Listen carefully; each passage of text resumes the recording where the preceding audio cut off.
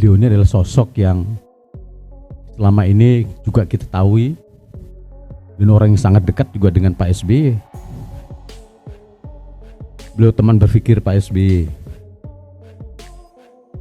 teman berdialektika dalam berbagai macam diskursus.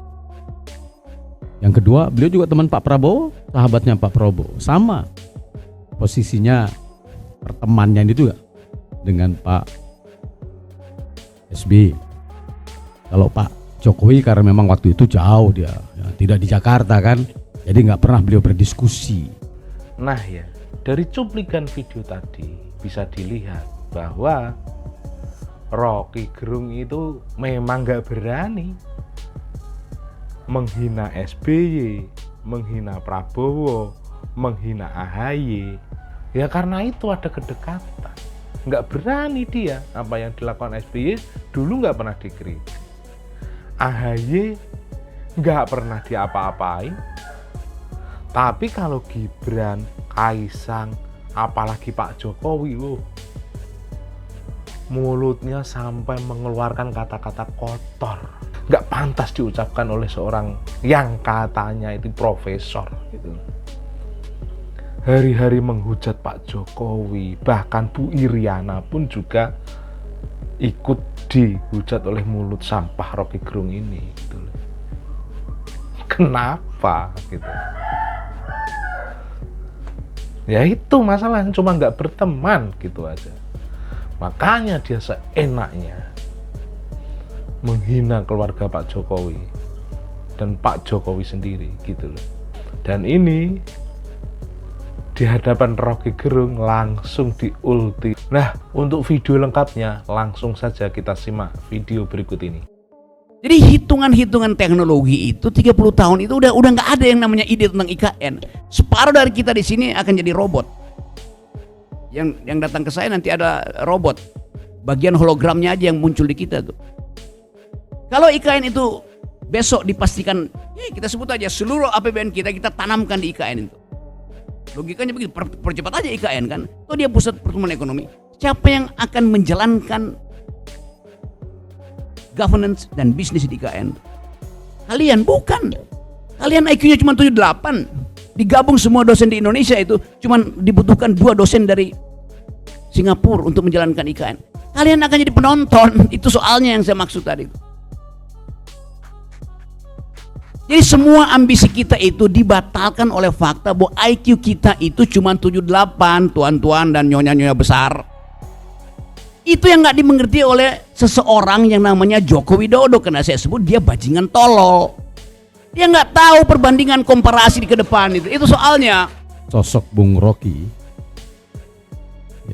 kesannya kan selama ini pandangan-pandangan, pikiran-pikiran itu sebagian pihak mengatakan kontroversi.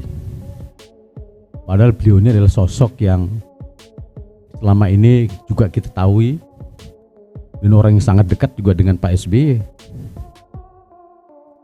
Beliau teman berpikir Pak SBY, teman berdialektika dalam berbagai macam diskursus. Yang kedua, beliau juga teman Pak Prabowo, sahabatnya Pak Prabowo. Sama posisinya pertemanannya itu dengan Pak SBY.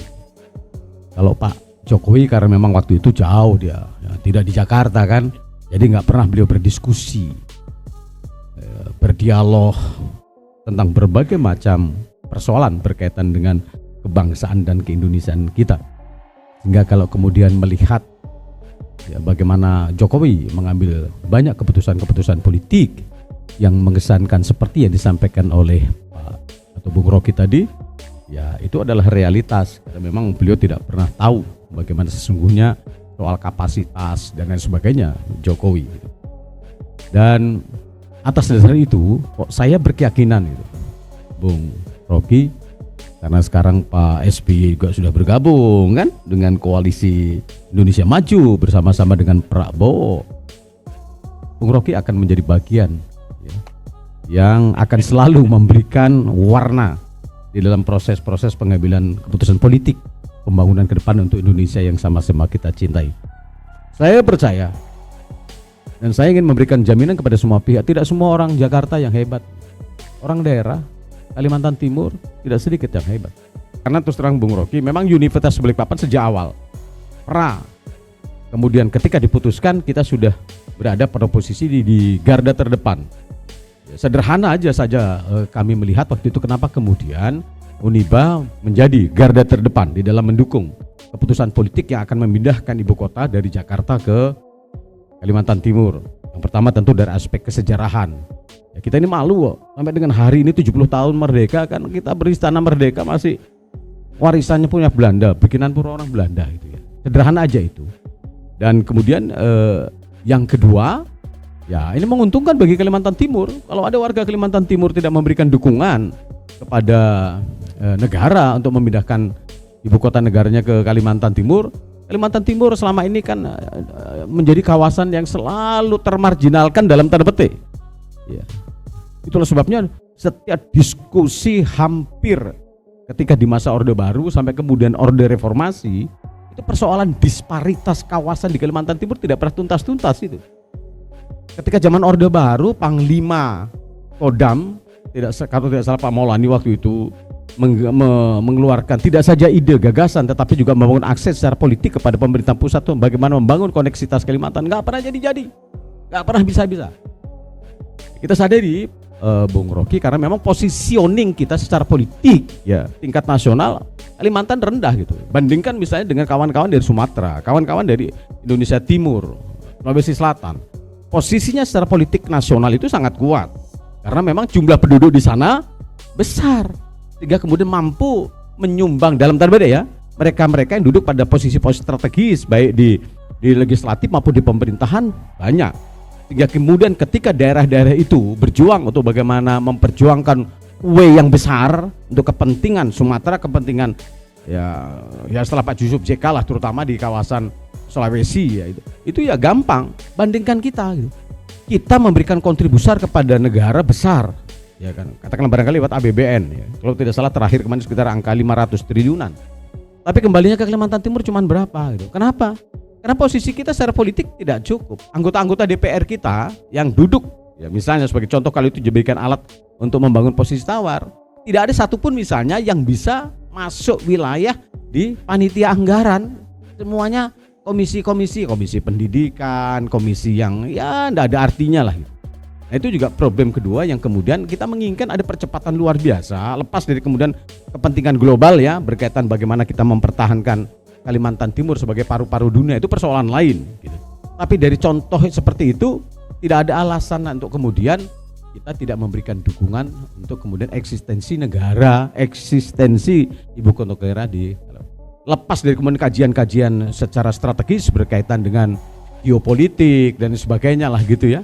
Itu yang kemudian dilakukan kajian juga cukup mendalam. Saya kira kajiannya juga sejak zaman Pak SBY ya, cukup intens untuk bagaimana kemudian mencari alternatif pemindahan ibu kota dari Jakarta ke daerah lain. Ya kebetulan saja gitu. Kemudian ketika proses bergulir, Pak Jokowi mengeluarkan pandangan gitu ya. Cocoknya ya Jawa nggak cocok lagi untuk menjadi ibu kota negara. Ya, kemudian dilihat lagi kemudian di mana?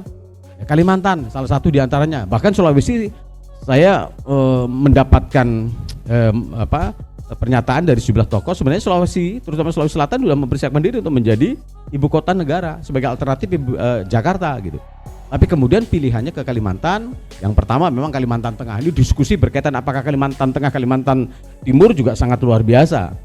Ya, gerakan-gerakan untuk kemudian tetap mempertahankan Kalimantan Tengah karena itu secara historical itu merupakan keinginan Bung Karno ya secara politik zaman itu juga tidak gampang meyakinkan teman-teman kemudian membuat rakyat dan pemerintah Kalimantan Tengah legowo ya untuk memindahkan ke Kalimantan Timur itu juga tidak gampang. Yang pada akhirnya keputusannya Jokowi terakhir di Kalimantan Timur. Sekali lagi ini lepas dari diskursus yang berkembang saat ini ya dialektika yang terbangun selama ini ya, ada teman-teman yang mungkin tetap sejalan dengan pandangan Bung Rocky Gerung dan kemudian juga tentu teman-teman yang selama ini berada di bagian garda terdepan.